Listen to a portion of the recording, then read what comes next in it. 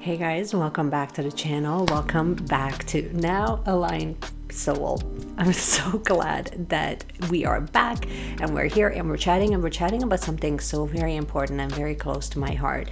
So I thought that we would kind of kickstart this series together where we're really talking about concepts within mindfulness and really applying them to everyday challenges that we're all facing currently. So I wanted to talk to you guys about how we can really work with this level of uncertainty and how to really feel abundant during times of uncertainty. What can we really tap into? What can we really use? What are like tangible things that you can do when you're looking at rioting, when you're looking at global issues, when you're looking at this mass division that is really taking place currently within Canada and as you know, globally as well. So what can we do? What can be like the thing that can kind of like bring us together? What are the concepts that you can apply on a day-to-day basis so that you don't feel so polarized and pulled from one side to another? So that's what we're going to be talking about today. So if you're ready, let's dive right in. So first of all, if you are brand new here, well, welcome. I'm so glad that you are here. This is a new series that I'm starting, that I'm kind of refreshing this channel where we're really going to be using spiritual tools and concepts and ideas and really apply them to day-to-day living, because unless we can really apply these teachings, then they're just conceptual. So it's sort of like when you read a book, unless you really apply the teachings within that book and really allow it to shape your world and your perception, they're just conceptual ideas, and then it's just for entertainment only. So what I really wanted to do here is to really give you guys some context of how you can actually apply that and what would that really look like in day-to-day living. So let's do this. So the idea behind today's video was really about this idea of abundance and how we really look at it as a society, how it's painted a picture for us to really desire or romanticize this idea of feeling abundant, and that really creates a sense of security, which is why most of us are really drawn to, and maybe perhaps you have gone on your own spiritual path where you're so drawn to this idea of, if I make a lot of money, then I will feel abundant. And if I'm tapping into the law of attraction, then I'm kind of pulling that abundance towards me. And then I will feel safe. Then it's this idea of, if I do this, then this will happen. And to a certain point, I think that that's wonderful to kind of go on this journey of really inner personal development and really dive deep into sort of what makes you tick and what does really abundance look like. But I would just caution you that it's not coming from a place of fear and scarcity. You're not creating plans and you're not putting pictures on your vision board out of a place of lack, out of a place of, I don't have, therefore I want. Because as soon as you do that, then you're essentially manifesting more lack. You're essentially manifesting more of the desire rather than more of the fulfillment. So hence why when you are looking at abundance, for example, abundance is a vibrational state, and abundance is something that is ever unfolding and always overflowing, and it's always around us. But we have to take the time and the practice to actually notice those things in order for it to really manifest within our lives. When you do that, you might realize that maybe maybe you're purchasing compulsively certain things, or maybe you have this desire that if you go onto this trip to this desired, vacation spot that everybody goes to, then you will feel whatever, right? And those things, going on vacation is great. Making purchases for fun is fantastic. But just make sure that you're doing them from a place of abundance, from a place of expansion and openness, rather than from a place of lack. If you're making decisions from a place of fear and scarcity, then you will have a really hard time truly manifesting fulfillment, manifesting abundance where you feel like it's overflowing.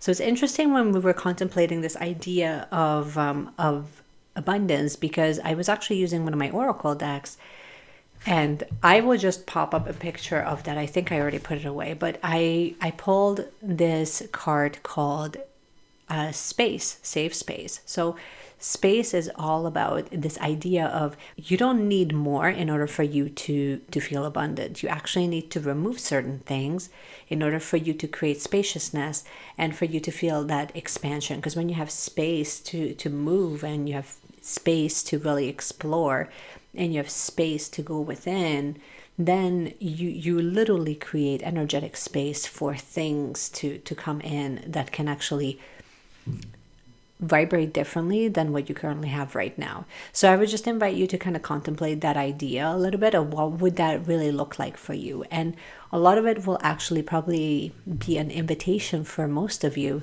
to release this idea of scarcity. What is it asking you to pay attention to? Because whenever something uncomfortable happens, it always asks us to go within. And the more you're seeking outside validation, and the more you're seeking things outside of yourself, the more you're going to find that, the fulfillment is very temporary. So if you're finding that, like maybe I just place another Amazon order, or maybe I will, work very hard so I have that job, that promotion, but you're killing yourself in the process of doing those things, then those things are actually not in alignment for you. So these are just very generalized, but I hope that it makes sense that you need to create safe space and come from a place of you have to literally come from a place of love rather than from a place of fear, because as soon as you come from a place of fear, then unfortunately you're going to be manifesting more of that. And when you do that, then you're going to have to shift that energy a little bit. So the other thing that I wanted to mention is this inner power, which means that knowing that you don't have to constantly seek outside of yourself in order for you to find the answers that are really only found within. So if you're finding that you're, like I'm using the example of constantly shopping, or, buying things that are out of your price range, or you're seeking the fulfillment in material things rather than in experiences and in connection and with people, right? So if that happens, then you kind of need to kind of bring it back in and stop allowing the external world to really define what is abundance really feel like for you. Because when you bring it back in, you find that it's actually, you can create that space and you can create that vibration for yourself every single day. And it's not about the Chanel hand cream, or the fancy coffee, or the outfit. Those are all fun, but those are sort of like a side effect when you're already in alignment with who you truly are, and you know that you don't need any external validation in order for you to feel in alignment. So hopefully that makes sense.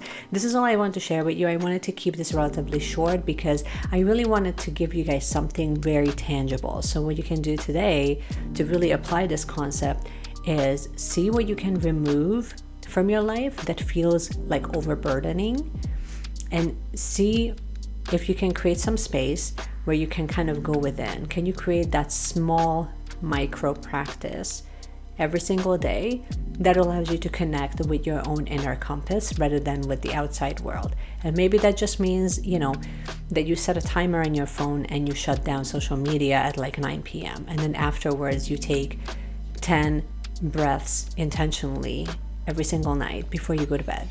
Or maybe it means that you journal for 10 minutes. Whatever it means for you, there's so many different practices. And we will, as the series goes on, we will kind of go more into details of how you can apply that.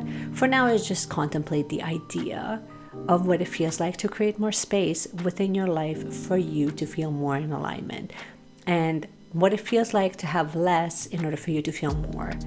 So those are the main things that I really wanted to kind of drive home. Hope you have found this helpful and useful. If you did, give it a thumbs up. You can also subscribe to the channel if you have not yet already. We are shooting for at least one video per week as we're slowly returning to a regular schedule. And in the meanwhile, just keep shining your light, you guys, and I cannot wait to see you in my next video. Bye.